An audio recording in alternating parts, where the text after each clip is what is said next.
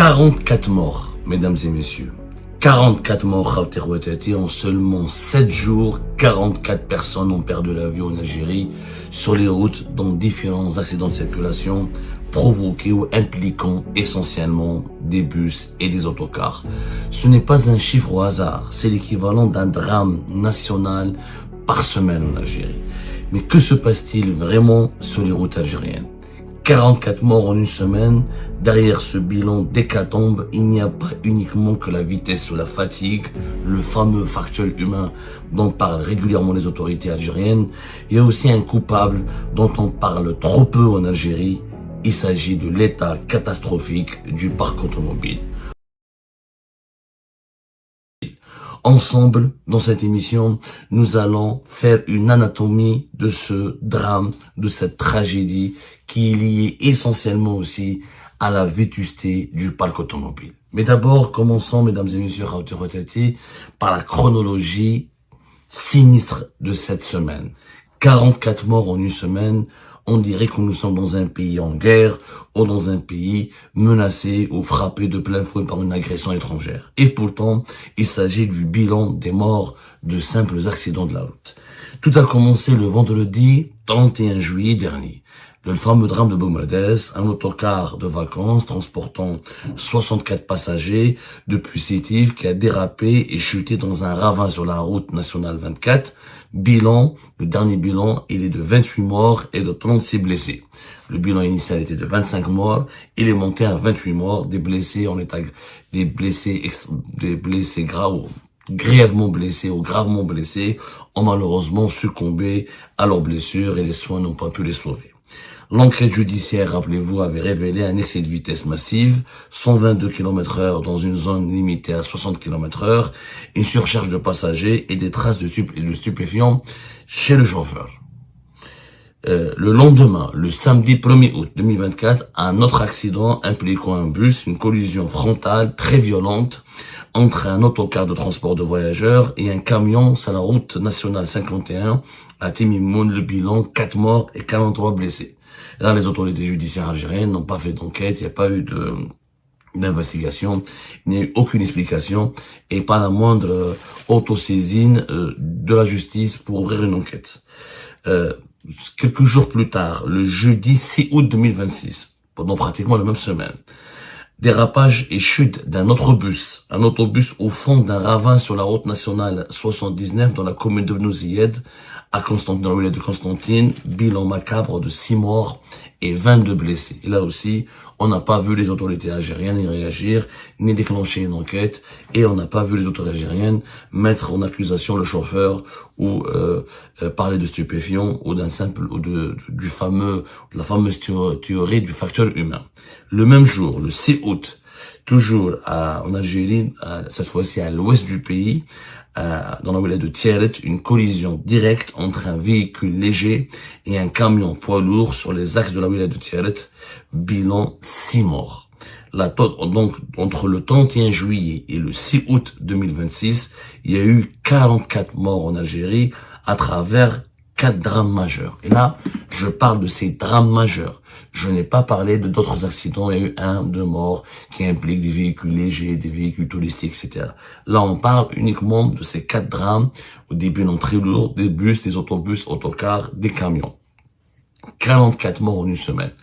Franchement, c'est des chiffres qui sont similaires à des pays en guerre, genre la Syrie, ou genre l'Ukraine, ou l'Iran, etc. C'est un chiffre extrêmement élevé. Extrêmement élevé. Alors, bien sûr, les autorités algériennes n'ont pas, depuis l'accident de Boumerdès, n'ont pas parlé de ces autres accidents, où les bilans sont beaucoup moins lourds, certes, mais quand même 4 à 6 morts, c'est quand même pas rien lors d'un seul accident. Et on ne fait, ces derniers ans, depuis la fête de Boumerdès, on parle toujours du facteur humain, du comportement des chauffeurs, du comportement du conducteur, de la surcharge éventuelle du bus, etc. Mais on parle jamais de l'état mécanique des véhicules qui sont impliqués dans ces accidents. Il faut savoir que le parc automobile en Algérie aujourd'hui est extrêmement âgé. Je vous donne des statistiques. Dans les chiffres dont très peu très peu de personnes parlent. Aujourd'hui, nous avons en Algérie entre 7,7 et 8 millions de véhicules. La fourchette, entre 7,7 et 8 millions de véhicules. Plus de 75% du parc automobile en Algérie a plus de 15 ans d'âge. Plus de 75% et là, plus de 15 ans d'âge. Entre 48 et 50% des véhicules ont un âge qui dépasse la barre des 20 ans. Entre 48% et 50% des véhicules ont un âge qui dépasse les 20 ans. On va essayer de spécifier davantage les chiffres pour que vous ayez un petit peu une idée sur la réalité amère du parc automobile en Algérie. 48 à 50%, plus de 20 ans d'âge. Entre 10 et 15 ans, plus de 75% des véhicules en circulation. Il y a uniquement moins de 5% des véhicules en circulation en Algérie qui sont âgés de moins de 5 ans. Uniquement moins de 5%. Les véhicules de tourisme, les voitures particulières, les véhicules légers représentent 65% de notre parc automobile. Les véhicules utilitaires et les camionnettes, c'est 18%. Les camions et les poids lourds, 7%. Il faut savoir que 70%, plus de 70%, 71% des camions qui circulent en Algérie ont un âge qui dépasse les 20 ans. 71% ont un âge qui dépasse les 20 ans. Les bus et les autocars, c'est 2% uniquement du parc automobile algérien, alors que uniquement 2%, alors qu'ils sont impliqués dans les plus graves drames sur les routes en Algérie. Les tracteurs et les véhicules spéciaux, c'est moins de 5%, et 77% de ce qu'on appelle les tracteurs et les véhicules spéciaux. Les véhicules spéciaux, c'est des engins, c'est pour les travaux publics, etc. 77% d'entre eux sont âgés de plus de 20 ans.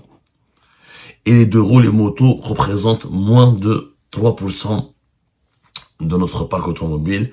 65,7% des véhicules en Algérie circulent à l'essence et 34,3% utilisent le diesel. La quasi-totalité des poids lourds et des bus, par exemple, utilisent le diesel. Les chiffres parlent d'eux-mêmes. Quand presque 50% des véhicules ont plus de 20 ans, dans un pays de pétrole et de gaz, c'est quand même étonnant. Ça veut dire quoi? Quels sont les risques quand on a un parc automobile aussi âgé, aussi vétuste, aussi archaïque? D'abord, premier risque, les défaillances mécaniques brutales. Quand une voiture dépasse les 10-15 ans, alors le risque est encore plus élevé quand elle dépasse les 20 ans. Vous avez un risque élevé d'éclatement des pneus usés, défaillance des systèmes de freinage, sous forte charge notamment, rupture des organes de direction. Les véhicules âgés, usés, la majorité d'entre eux souffrent d'une absence d'équipement de sécurité moderne. Les véhicules qui sont âgés de 15 à 20 ans manquent souvent d'équipement d'aide à la conduite, les fameux ABS, les correcteurs de trajectoire, le ESP, les ralentisseurs électromagnétiques qu'on retrouve surtout sur les bus. Les bus modernes, ils ont tous par exemple, ce qu'on appelle des ralentisseurs électromagnétiques. Ce n'est pas le cas des bus algériens qui sont âgés de plus de 20 ans notamment. En cas de dérapage, quand on conduit un véhicule de plus de 20 ans, de plus de 15 ans, en cas de dérapage, il n'y a pratiquement aucun moyen mécanique pour attraper le véhicule. Alors que dans un véhicule de moins de 5 ans ou de moins de 10 ans, on a cette possibilité et des équipements prévus pour ça. Les véhicules très âgés en Algérie, notamment de plus de 20 ans, de plus de 15 ans, souffrent d'une fatigue structurelle des châssis usés qui fait qu'en cas de tonneau ou de collusion, l'habitacle s'écrase beaucoup plus facilement, ce qui augmente considérablement le nombre de morts par rapport à des véhicules récents qui respectent les normes de crash test modernes. Un véhicule de plus de 20 ans, déjà sa carrosserie, elle est déjà usée, elle est déjà vétuste, elle est déjà peu résistante au choc. C'est pour ça que quand il y a des collisions, il y a beaucoup de morts. Donc, on ne peut pas ignorer le facteur du parc automobile algérien qui est très âgé. Les chiffres sont vraiment terrifiants. Quand on compare avec les pays européens, on n'en parle même pas. La moyenne d'âge des pays européens, c'est 12. De toute l'Europe, c'est 12 ans. 12 ans la moyenne d'âge des voitures, contre plus de 20, entre 15 et 20 ans pour l'Algérie. Alors, dans des pays, par exemple, dans les pays européens, quand on compare, en Algérie, il y a entre 48 et 50% des voitures qui ont plus de 20 ans. Dans les pays de l'Union européenne, c'est entre 8 et 15%. Surtout en Europe de l'Ouest, où ce chiffre est beaucoup moins de 8%. En Europe de l'Ouest, c'est à peine 8%. En Europe de l'Est, il est entre 21 et 23%. En Algérie, entre 48 et 50% des véhicules qui sont âgés de plus de 20 ans. Quand on compare les voitures entre 10 et 15 ans qui représentent 75% du parc automobile en Algérie, en Europe, dans l'Union européenne, ça ne représente que 45%. Les véhicules récents, 5% uniquement en Algérie. En Europe, ils sont entre 30 et 35%. Donc, il y a quand même la moyenne d'âge des voitures en Algérie, elle est entre 18 et 20 ans. En Europe, elle est entre 12 et 14 ans.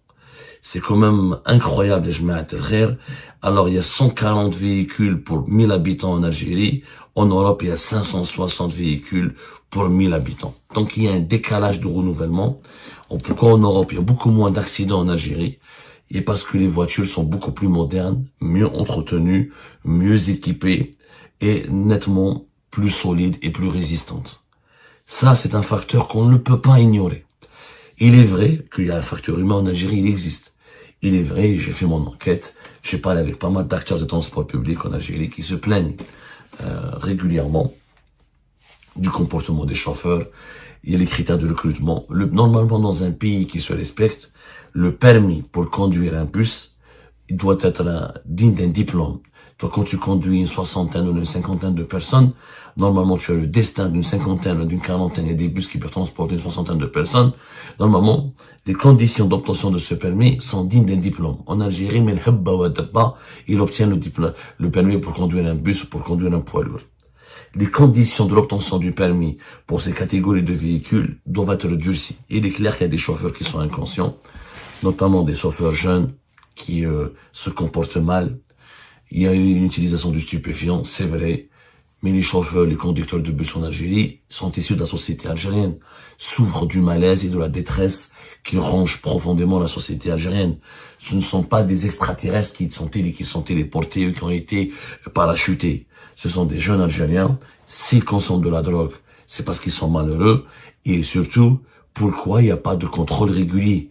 Normalement, pour les chauffeurs de bus, ou les chauffeurs de poids lourds, il y a des contrôles réguliers, et les tests anti-alcool, et les tests anti-drogue.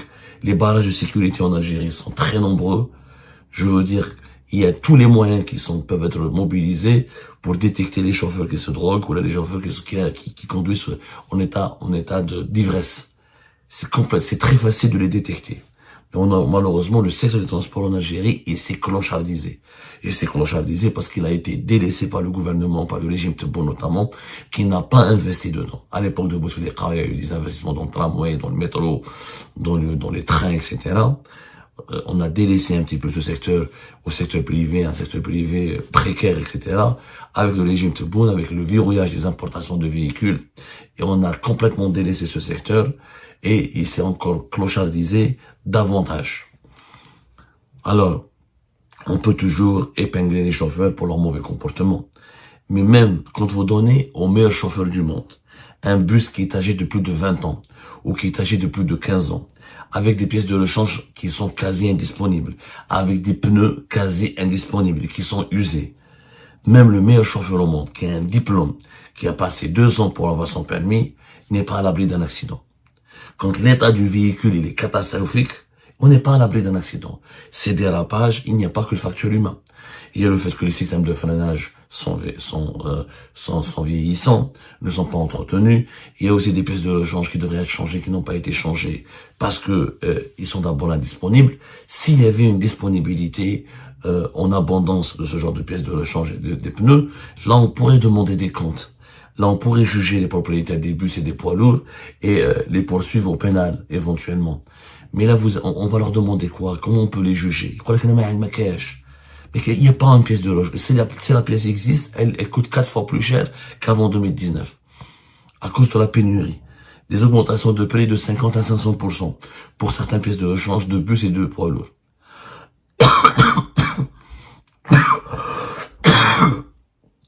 Pardonnez-moi, il y a des pneus pour certains bus et pour certains camions qui coûtent aujourd'hui l'équivalent d'un salaire de ministre en Algérie. Comment voulez-vous que ces opérateurs privés dégagent déjà eux leur activité, elle est pénalisée par un manque de revenus et un manque de croissance criant, comment voulez-vous qu'ils puissent dégager des revenus et réinvestir dans l'entretien de leur bus et de leur poids lourd? Le facteur humain n'est pas du tout le premier problème en Algérie. Le premier problème, parce que le facteur humain, il existait. On a eu toujours des accidents de la route en Algérie. Il y a eu des drames. Mais on n'a jamais eu en une semaine 44 morts, rien qu'avec les bus et les camions. Là, les 44 morts que nous avons recensés, c'est uniquement avec les bus et les camions. L'urgence aujourd'hui de l'Algérie est de renouveler. Il faut investir en urgence. Donc, il n'est pas normal qu'on a 50% presque de nos véhicules âgés de plus de 20 ans. Il faut ramener ce chiffre à 25%. Il faut au moins renouveler 25% de nos voitures. Que ce soit des véhicules utilitaires, des véhicules légers ou des poids lourds ou des bus. En urgence. Si on ne fait pas cela en urgence, on risque de se retrouver encore une fois avec d'autres hécatombes. Parce que l'État, les défaillances mécaniques expliquent énormément les dérapages, les collisions et les pertes de contrôle de véhicules. C'est une vérité que plusieurs sources sécuritaires, plusieurs experts en sécurité routière nous l'assurent. Personne ne peut le dire en ce moment en Algérie, parce que le dire, c'est mettre en cause le bilan du régime Tebboune, c'est directement mettre en cause et désigner du doigt la mauvaise gouvernance du régime Tebboune, la politique anti-importation, le très mauvais bilan économique du régime Tebboune, et ça peut vous mener en prison. Nous, on peut le dire parce qu'on est basé à l'étranger, on est indépendant. Et on le dit parce qu'on est soucieux de la préservation de l'intérêt général. Il va y avoir beaucoup de morts. Il va y avoir encore beaucoup de morts cet été et à la rentrée et à l'année prochaine, tant qu'on n'investit pas massivement pour renouveler 25 à 30% en urgence au bas mot le parc roulant en Algérie. Si on ne le fait pas, nous allons pleurer beaucoup de nos proches. Alors, que Dieu préserve l'Algérie, que Dieu bénisse ce pays, que Dieu le protège.